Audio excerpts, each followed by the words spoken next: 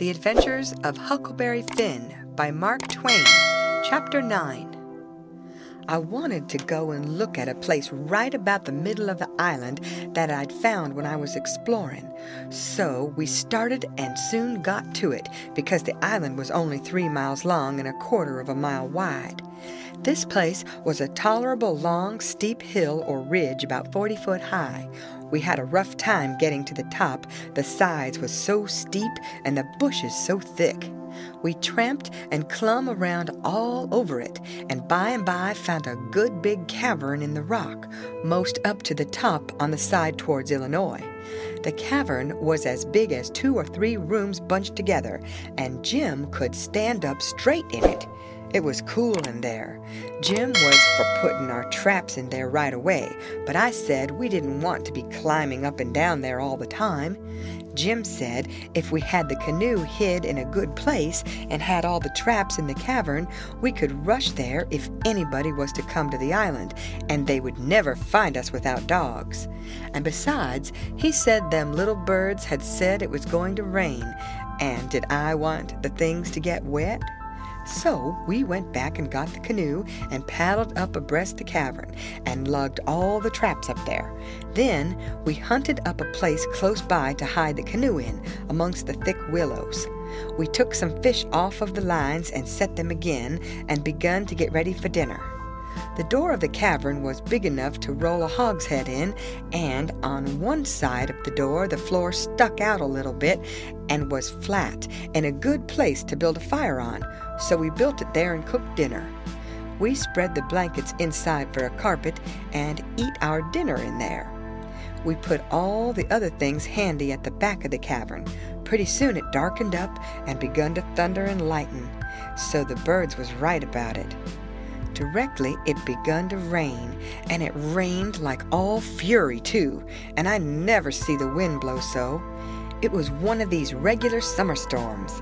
It would get so dark that it looked all blue-black outside and lovely, and the rain would thrash along by so thick that the trees off a little ways looked dim and spiderwebby, and here would come a blast of wind that would bend the trees down and turn up the pale underside of the leaves, and then a perfect ripper of a gust would follow along and set the branches to tossing their arms as if they was just wild. And next, when it was just about the bluest and blackest, it was as bright as glory, and you'd have a little glimpse of treetops a-plugging about away off yonder in the storm, hundreds of yards further than you could see before, dark as sin again in a second, and now you'd hear the thunder let go with an awful crash, and then go rumbling, grumbling, tumbling down the sky towards the underside of the world, like rolling empty barrels downstairs, where it's long stairs and they bounce a good deal, you know. "Jim, this is nice," I says. "I wouldn't want to be nowhere else but here. Pass me along another hunk of fish and some hot cornbread." "Well, you wouldn't have been here if it hadn't have been for Jim. You'd have been down the woods without any dinner and getting most drowned too. Dat you would, honey. Chickens knows when it's going to rain, and so do the birds, child." The river went on raising and raising for 10 or 12 days, till at last it was over the banks. The water was 3 or 4 foot deep on the island in the low places and on the Illinois bottom. On that side it was a good many miles wide, but on the Missouri side it was the same old distance across, a half a mile, because the Missouri shore was just a wall of high bluffs. Daytimes we paddled all over the island in the canoe. It was mighty cool and shady in the deep woods, even if the sun was blazing outside. We went winding in and out and amongst the trees, and sometimes the vines hung so thick we had to back away and go some other way.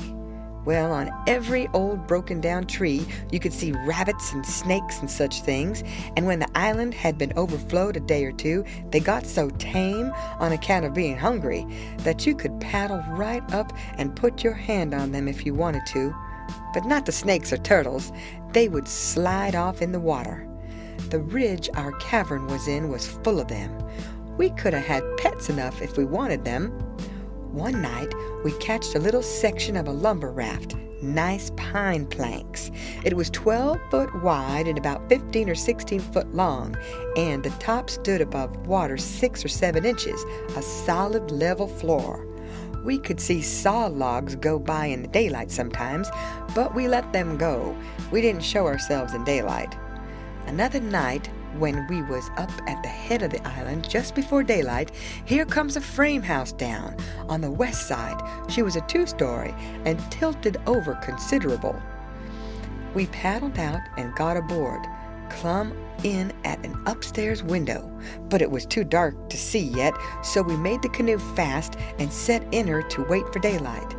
The light begun to come before we got to the foot of the island. Then we looked in at the window. We could make out a bed and a table and 2 old chairs and lots of things around about on the floor, and there was clothes hanging against the wall. There was something laying on the floor in the far corner that looked like a man. So Jim says, "Hello, you!" But it didn't budge, so I hollered again, and then Jim says, "The man ain't asleep, he's dead. You hold still, I'll go and see." He went and bent down and looked and says, "It's a dead man. Yes, indeedy. Naked, too.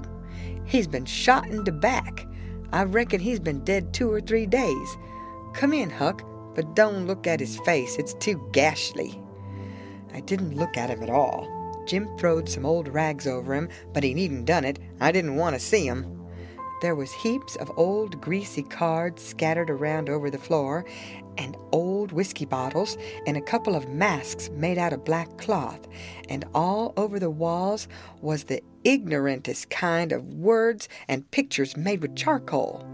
There was 2 old dirty calico dresses and a sunbonnet and some women's underclothes hanging against the wall, and some men's clothing too. We put the lot into the canoe. It might come good. There was a boy's old speckled straw hat on the floor. I took that too. And there was a bottle that had milk in it, and it had a rag stopper for a baby to suck. We would have took the bottle, but it was broke. There was a seedy old chest and an old hair trunk with the hinges broke. They stood open, but there weren't nothing left in them that was any account.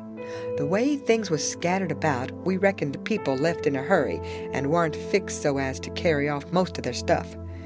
We got an old tin lantern and a butcher knife without any handle, and a brand new Barlow knife worth 2 bits at any store, and a lot of tallow candles, and a tin candlestick, and a gourd, and a tin cup, and a ratty old bedquilt off the bed, and a reticule with needles and pins and beeswax and buttons and thread and all such truck in it, and a hatchet and some nails and a fish line as thick as my little finger with some monstrous hooks on it, and a roll of buckskin and a leather dog collar and a horseshoe, and some vials of medicine that didn't have no label on them.